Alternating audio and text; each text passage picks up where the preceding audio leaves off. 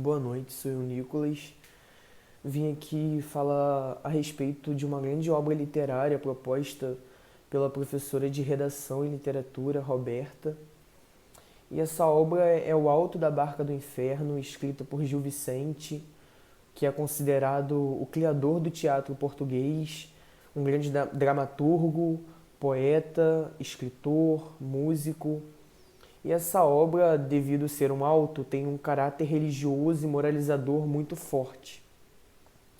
Ela ocorre num período de transição do fim da Idade Média à véspera do período renascentista, e ela tem toda uma ideologia teocêntrica que visa Deus como centro de tudo.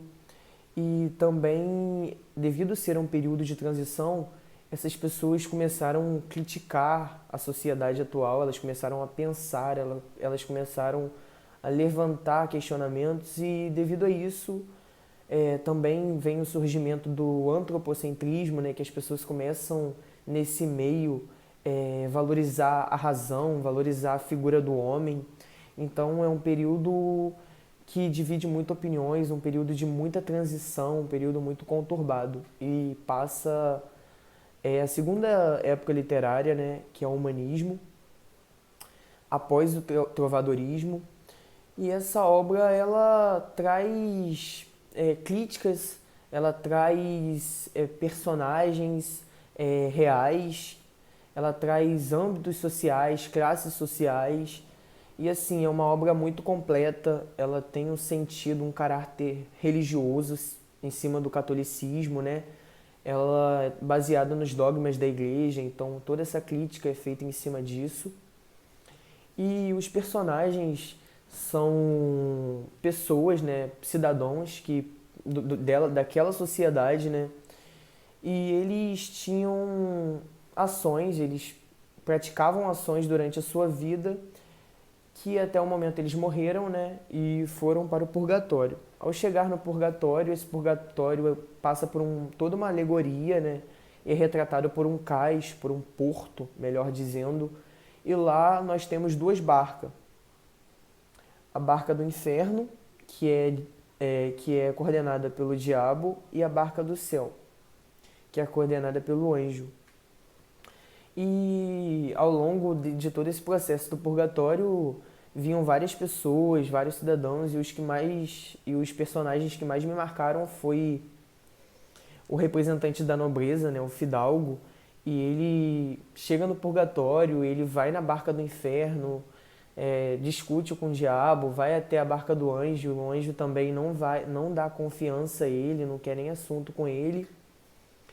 E ele bate de frente, ele representa toda a nobreza, e ele traz esses princípios da nobreza, e, e o diabo critica ele, né, por todas as ações praticadas aqui na Terra, né?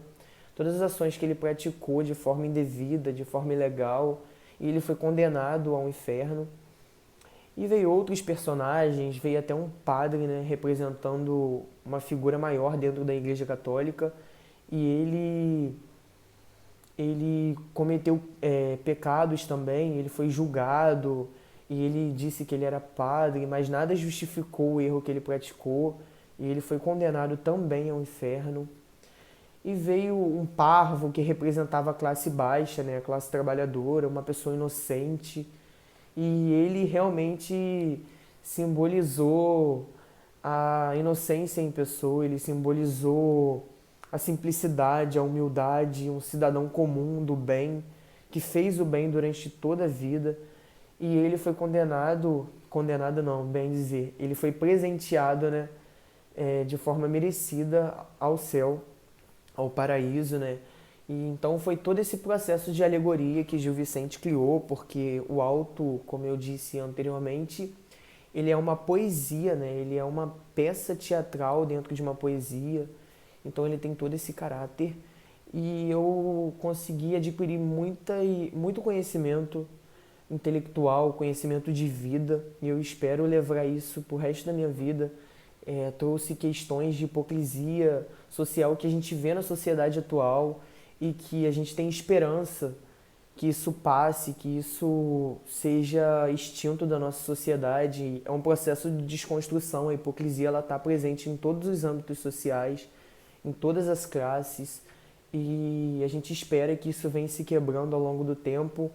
E eu acho que um dos primeiros passos para a gente conseguir combater essa hipocrisia é a gente reconhecer que a gente está praticando ela e a gente colocar o pé no chão e dizer, não, chegou a hora de mudar, chegou a hora de agir de forma correta. E é isso, eu espero ter passado um pouco para vocês da minha experiência com essa grande obra. Fiquei muito feliz de ter estudado sobre ela, de ter debatido, de ter adquirido tanto conhecimento nesse momento que a gente está vivendo, e eu desejo tudo de bom para vocês. Peço que vocês se cuidem. Um beijão. Fiquem com Deus. Ei, gente, tudo bem? Meu nome é Letícia, tenho 24 anos, sou acadêmica de medicina e prima do Nicolas, e ele pediu para que eu respondesse três perguntas, né, em relação à hipocrisia. Então, vamos lá. Primeiro, ele me pediu o conceito. Então, a hipocrisia nada mais é do que uma pessoa que ela finge, ela omite, ela dissimula o verdadeiro sentimento, a verdadeira ação, a verdadeira crença ou a verdadeira ideologia dela. Na minha opinião, ela faz isso ou por medo do julgamento da sociedade, ou porque ela quer passar uma perfeição que não existe em ninguém. É bom deixar claro isso, ninguém é perfeito. E provavelmente, eu pelo menos já percebi isso, que geralmente as pessoas que são hipócritas com muita frequência são pessoas que frequentemente estão ali julgando os outros, né? E essa questão do julgamento, se a gente for levar isso para o século XXI, né, em que a gente tem mídias sociais, Instagram, em que a gente posta muito a nossa vida, e é bom salientar que nem todos postam a verdade. Muita gente gosta de postar só mesmo o lado perfeito, o lado legal, o lado feliz, o lado engraçado, mas ninguém vive 100% bem. A gente tem dia que não tá bem, tem dia que a gente não rende tanto nos estudos, tem dia que o dia sai completamente do oposto que você tinha programado, você não consegue cumprir suas metas. Enfim, tem dia que simplesmente nada vai de acordo com o que você tinha planejado e tá tudo bem. A gente precisa entender que a gente é ser humano, a gente não é perfeito e a gente não tem que ficar julgando os outros, e a gente também não tem que ter medo do julgamento. Quando todo mundo conseguir entender isso, que a gente não tem que julgar, e consequentemente, se a gente não julgar, a gente também não vai ter medo do julgamento e a gente não vai ser julgado, eu acho que grande parte dos nossos problemas vão ser solucionados, porque a gente vai deixar de ser hipócrita, a gente vai deixar de querer estar fazendo ou falando as coisas para poder agradar a todo mundo, de acordo com o que é tido como certo. Então, eu acho que dentre os males da sociedade, né, não sei se a hipocrisia ela se encaixa como a mãe desses males, não sei se ela é a causa de todos os outros males da sociedade, que a gente tem muitos, né? Nossa sociedade tem muita coisa ainda que precisa mudar, muita coisa que precisa melhorar, mas eu acredito que ela é um deles sim, a hipocrisia é um desses males. E falando quanto a o que a gente pode fazer para melhorar, para mudar isso, eu acho que primeiro de tudo é a gente reconhecer, né, a nossa falha. A gente primeiro tem que saber que, poxa, eu fui hipócrita aquele dia, eu falei para fulano que eu faço isso, ou que eu penso dessa forma, sendo que na verdade eu não penso. Então a gente tem que, primeiro de tudo, reconhecer essa falha, porque a gente só vai melhorar, a gente só muda, a gente só procura evoluir em determinado aspecto da nossa vida quando a gente reconhece que a gente falhou, que a gente não foi lá grandes coisas nesse aspecto. Então, falando em relação à hipocrisia, primeiro, reconhecer que foi hipócrita. E segundo, parar de julgar. Não é algo fácil a se fazer, é algo que a gente tem que começar a fazer aos poucos, todos os dias, de forma gradativa.